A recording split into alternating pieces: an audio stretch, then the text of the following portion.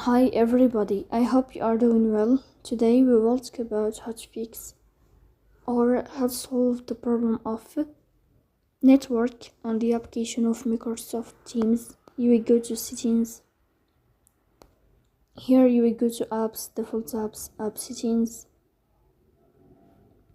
On above you will search about Microsoft Teams and you will click. In this page of app info you will go to first stop and you will click OK. Here you will enter to storage. Then we click on clear cache.